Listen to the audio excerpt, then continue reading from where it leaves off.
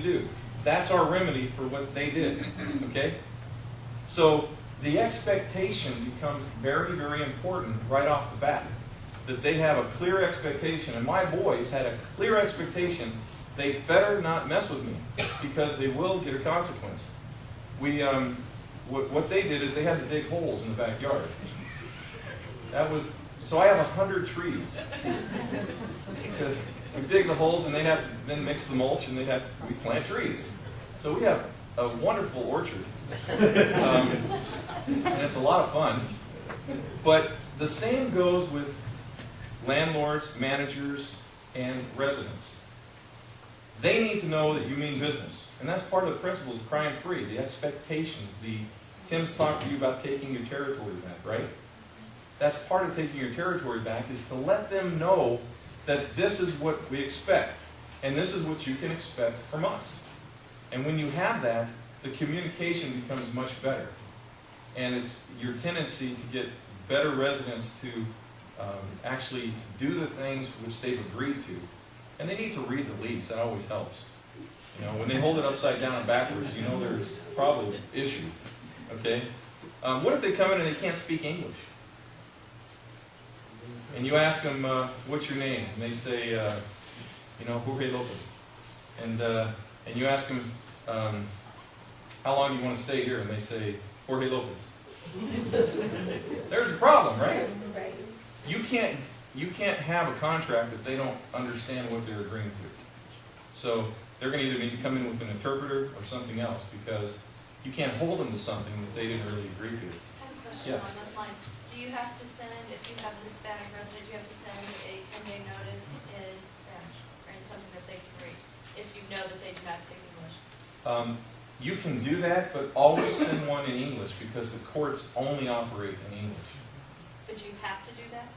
You must send one in English. You Correct. can send one in Spanish.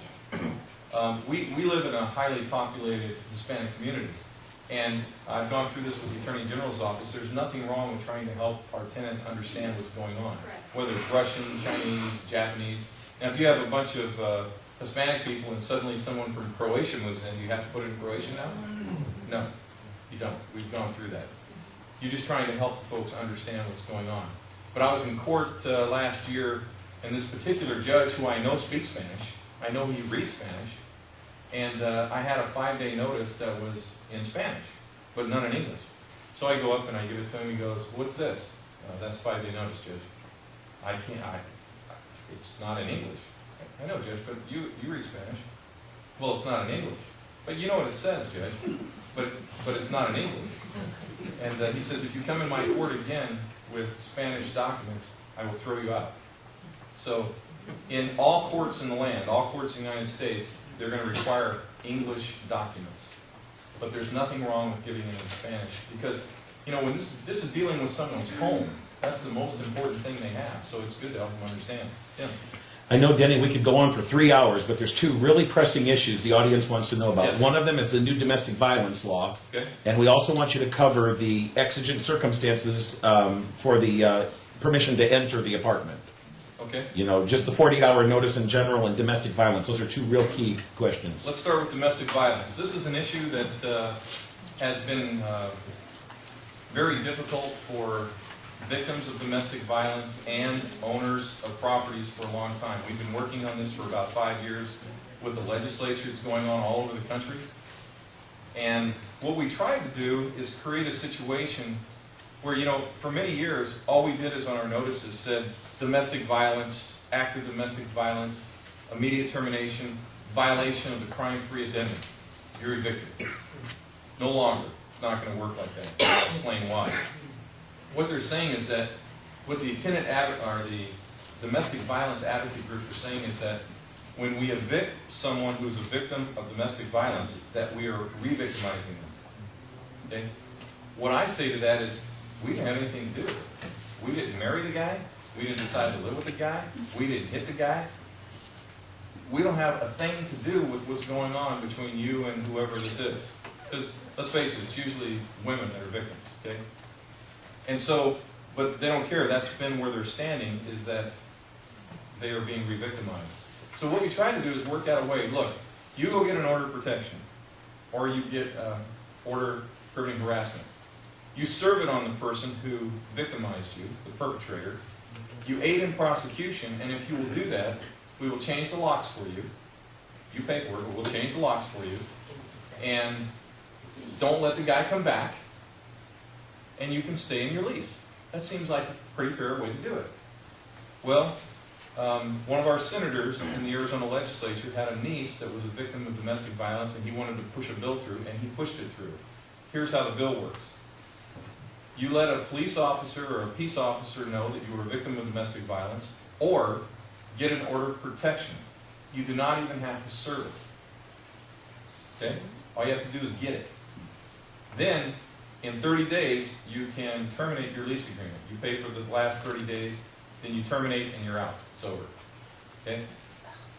My idea was this. That is not stopping the cycle of abuse. The statistics say that a woman will be beat up at least 11 times before she leaves the relationship. Why? Because, one, if there are children involved, she may be the primary caregiver, and she may have never had an opportunity to get an education. She may not have any money at all, and let's face it, nobody wants to go to a shelter. So the problem is they can't leave because they have no place to go. And so the advocacy groups are trying to keep them in that lease situation. So it becomes a very difficult issue. So today, on your 10-day notices or your immediate termination notices, you cannot use the words domestic violence at all. Domestic violence is out. What we have to do is attack this issue collaterally, and how we do that is, if the domestic violence has interfered with the peace and quiet enjoyment of neighbors, then we can evict based on interference with the peace and quiet enjoyment of neighbors based on the noise. 2 o'clock in the morning every night, can't take it anymore. I'm going to move if you don't do something about it. Now we can give the notices for that. It's not an issue of domestic violence. It's an issue that whatever they're doing, don't care, but these people can't sleep. They're living next door. If it's bad enough, you can, but typically you're going to be looking at 2 10-day notices. Your first one, don't do it again, they do it again, you get the second one. So yeah, you're right. Okay? Yeah. I have a quick question on, because the way that I heard it is that say that there's 2 women that are roommates. Yes. And they're both equally responsible, they both had to qualify to get in there. Yes. One lady is abused, her boyfriend comes over and is abusing her at her residence. She can get out of her lease, but then the other person, now can you hold that other person liable? Because now they're not going to qualify for it. It's a great question. The rule is, if one person in the household is a victim of domestic violence, all the other members of the household get out of the lease as well. However, they can, they have a right to say, I want to stay and live here, and you have to enter into a lease agreement with them if they meet the criteria. Now, do you have a right to go after the person that was named on the court, or the restraining order, the person that's doing That's can you go after a them? fantastic question. Let me show you how it works. If they're married, the easy answer is no. If they're married, here's the problem. To sue someone in a state like ours, there are 7 states like ours, community property states. All the rest of the states you can do it, but not in those 7 states. When you sue someone in Arizona, you have to sue both husband and wife because it's actually a community that you're suing.